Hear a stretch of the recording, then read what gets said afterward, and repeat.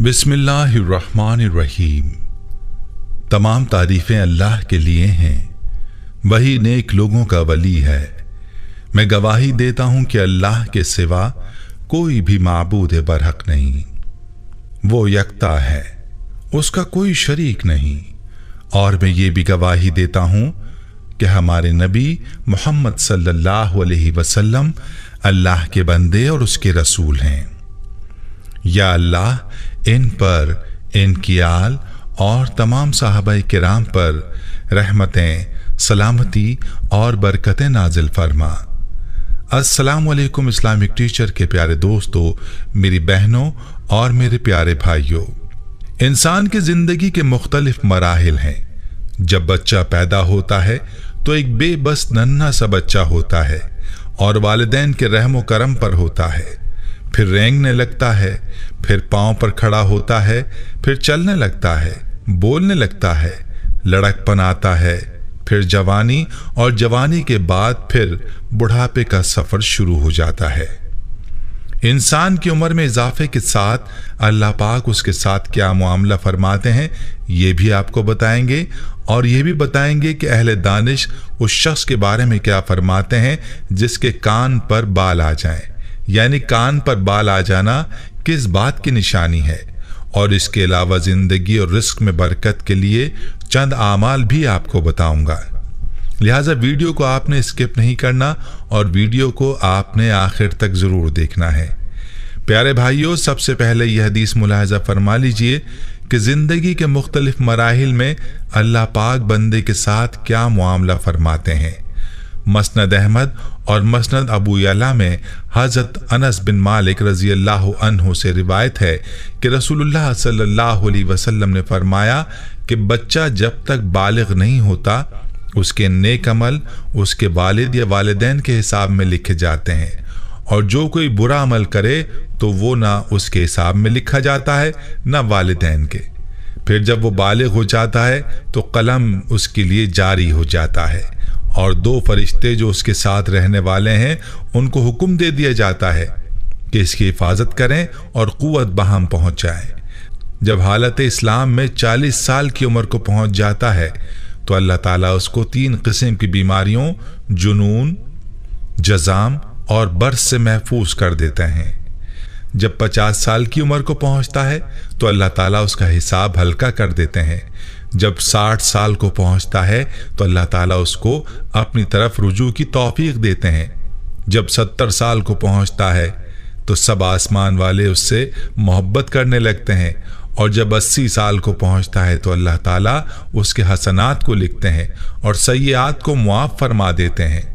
फिर जब 90 साल की उम्र हो जाती है तो अल्लाह ताला उसके सब अगले पिछले गुनाह मुआफ फरमा देते हैं और उसको अपने घर वालों के मामले में शिफात करने का हक देते हैं। इसकी शिफात कबूल फरमाते हैं और उसका लक़ब अमीन, अल्लाह और असीरुल्लाह फिल अर्द यानी ज़मीन में अल्लाह का कैदी हो जाता है, क्योंकि उसकी उम्र में पहुंचकर उमूमन इंसान की क़ुव्वत ख़त्म हो जाती है, किसी चीज़ में लज्जत नहीं रहती, कैदी की तरह उम्र गुजारता है। अर्ज़ल उम्र को पहुंच जाता है तो उसके तमाम वो नेक अमल नामा अमाल में बराबर लिखे जाते हैं जो अपनी सेहत व क़ुव्वत के ज़माने में किया करता था। अगर उससे कोई गुनाह हो जाता है तो वो लिखा नहीं जाता। प्यारे भाइयों, इस हदीस में इंसान की उम्र बढ़ने के साथ उस पर अल्लाह ताला की जानिब से रहम व करम का जिक्र है। इसी के पेश नज़र किसी बुजुर्ग का ये कौल भी है कि अगर तुम्हारे कान पर बाल आना शुरू हो जाएं तो समझ जाओ कि तुम पर कभी रिस्क की तंगी नहीं आएगी। यानी अल्लाह उस शख्स पर अपने रहम व करम से रिस्क की तंगी नहीं भेजता। अलबत्ता ये ज़रूरी है कि बंदा अपने रिस्क में बरकत के लिए ऐसे अमाल करता रहे जो रिस्क में बरकत का बाइस है। कुरान और हदीस की रोशनी में चंद अमाल आपको बताता हूँ। ये अमाल ऐसे हैं जिनको इख्तियार करने से इंशाअल्लाह ज़रूर बरकत हासिल होगी। मेरे भाइयों, पहला अमल ये है तौबा और इस्तिग़फ़ार। कुरान पाक में कई मकामात पर तौबा इस्तिग़फ़ार के ज़रिए रिस्क में बरकत और दौलत में फरावानी का जिक्र है। हज़रत नूह अलैहिस्सलाम का कौल नकल किया गया है, मैंने उन यानी अपनी कौम से कहा अपने रब से मुआफ़ी मांगो, बिलाशुबा वो बड़ा बख्शने वाला है, वो तुम पर खूब बारिश बरसाएगा, تمہیں مال و اولاد کی فراوانی بخشے گا، تمہارے لیے باغ پیدا کرے گا اور نہریں جاری کرے گا۔ سورہ نوح آیت نمبر 10-11۔ اسی طرح حضرت عبداللہ بن عباس رضی اللہ عنہما سے روایت ہے کہ رسول اللہ صلی اللہ علیہ وسلم نے فرمایا، جو شخص بکثرت استغفار کرتا ہے اللہ تعالیٰ اسے ہر غم سے چھٹکارا اور ہر تنگی سے کشادگی عنایت فرماتے ہیں اور اسے ایسی راہوں سے رزق عطا فرماتے ہیں جس کا اس کے وہم و گمان میں گزر تک نہیں ہوتا۔ بروایت ابو داؤد۔ پیارے بھائیوں، دوسرا عمل اللہ تعالیٰ سے ڈرنا اور گناہوں سے بچنا ہے، یعنی تقوی اختیار کرنا ہے۔ اللہ کے اعمال پر عمل اور شرعاً ممنوع چیزوں سے اجتناب کا نام ہے۔ تقوی ان امور میں سے ایک ہے جن سے رزق میں برکت ہوتی ہے۔ اللہ تعالیٰ فرماتا ہے جو اللہ سے ڈرے گا اللہ اس کے لیے راہ نکال دے گا اور اس کو وہاں سے رزق دے گا جہاں سے اس کو گمان بھی نہ ہوگا۔ سورہ طلاق آیت نمبر 2 اور 3۔ دوسری جگہ اللہ تعالیٰ کا ارشاد ہے، اور اگر بستیوں کے لوگ ایمان لاتے اور تقوی اختیار کرتے تو ہم آسمان و زمین کی برکتوں کے دروازے ان پر کھول دیتے، لیکن انہوں نے جھٹلایا، اس لیے ہم نے ان کی کمائی کی پاداش میں ان کو پکڑ لیا۔ سورہ اعراف۔ پیاری بہنوں اور میرے بھائیوں، یاد رہے کہ برکت کا مطلب دولت کی کثرت نہیں بلکہ کفایت ہے، یعنی ضرورت کے لیے کافی ہو جانا۔ بہت سے لوگ کثرت مال کے باوجود معاشی تنگی کا رونا روتے ہیں اور معاشی طور پر بہت سے بظاہر درمیانے درجے کے لوگ انتہائی اطمینان سے زندگی گزارتے ہیں۔ یہ فرق صرف برکت کی وجہ سے ہے۔ حضرت ابو ہریرہ رضی اللہ تعالیٰ عنہ فرماتے ہیں کہ نبی کریم صلی اللہ علیہ وسلم نے فرمایا، بلا شبہ اللہ تعالیٰ فرماتے ہیں کہ اے ابن آدم، میری عبادت میں منہمک رہو، میں تیرا دل غنا سے بھر دوں گا اور تمہاری محتاجی کا دروازہ بند کر دوں گا۔ اگر تم نے ایسا نہیں کیا تو تمہارے ہاتھوں کو کثرت مشاغل سے بھر دوں گا اور تمہاری محتاجی کا دروازہ بند نہیں کروں گا۔ بروایت ابن ماجہ۔ پیارے بھائیو، اللہ کے راستے میں خرچ کرنا بھی برکت کا سبب ہے۔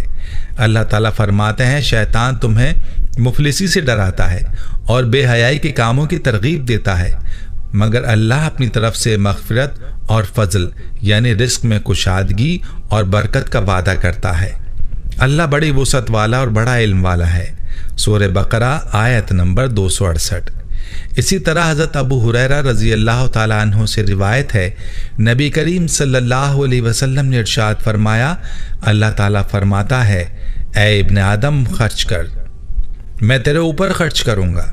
بروایت ابن ماجہ۔ میرے بھائیوں، رشتہ داروں کے ساتھ حسن سلوک بھی برکت کا باعث ہے، جیسا کہ حضرت ابو ہریرہ رضی اللہ عنہ سے روایت ہے، رسول اللہ صلی اللہ علیہ وسلم نے فرمایا، جسے وسعت رزق اور لمبی عمر کی خواہش ہو اسے رشتہ داروں کے ساتھ اچھا برتاؤ کرنا چاہیے۔ بروایت صحیح بخاری۔ اور حضرت علی بن ابی طالب رضی اللہ تعالی عنہ سے روایت ہے، رسول اللہ صلی اللہ علیہ وسلم نے فرمایا، جسے لمبی عمر، وسعت رزق اور بری موت سے چھٹکارا پانے کی خواہش ہو اسے اللہ سے ڈرنا چاہیے اور رشتہ داروں کے ساتھ حسن سلوک، صلہ رحمی کرنا چاہیے۔ بروایت مسند احمد۔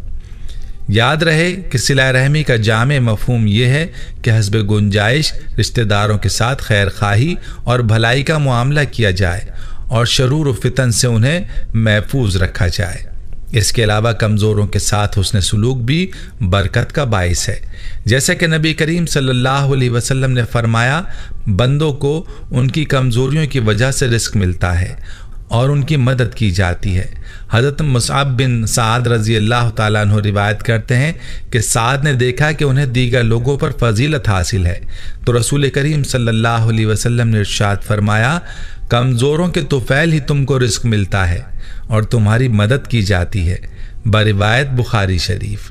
حضرت ابو درداء رضی اللہ عنہ سے روایت ہے، رسول اللہ صلی اللہ علیہ وسلم نے فرمایا، تم لوگ میری رضا اپنے کمزوروں کے اندر تلاش کرو، کیونکہ تمہیں کمزوروں کی وجہ سے رزق ملتا ہے اور تمہاری مدد کی جاتی ہے۔ بروایت مسند احمد۔ پیارے بھائیوں، یہ تھی ہماری آج کی ویڈیو۔ اس ویڈیو کو اپنے پیاروں کے ساتھ بھی ضرور شیئر کیجیے گا۔ हम ये उम्मीद करते हैं कि आपको हमारी आज की ये वीडियो ज़रूर पसंद आई होगी। अगर आपको हमारी आज की ये वीडियो पसंद आई है तो आपसे गुजारिश करते हैं कि आप हमारे चैनल इस्लामिक टीचर को ज़रूर सब्सक्राइब कर लें और साथ ही लगे बेल के बटन को भी प्रेस कर लें ताकि आपके पास हमारी आने वाली मज़ीद मालूमाती वीडियोस का नोटिफिकेशन बर वक्त मिलता रहे। सब्सक्राइब के साथ साथ हमारी वीडियो को लाइक भी करें और अपनी कीमती राय का इजहार कमेंट्स में ज़रूर करें। कमेंट्स में आप अपने सवालात भी हम तक पहुंचा सकते हैं। अल्लाह ताला आपको अपने हिफ्ज़ व अमान में रखे। आमीन।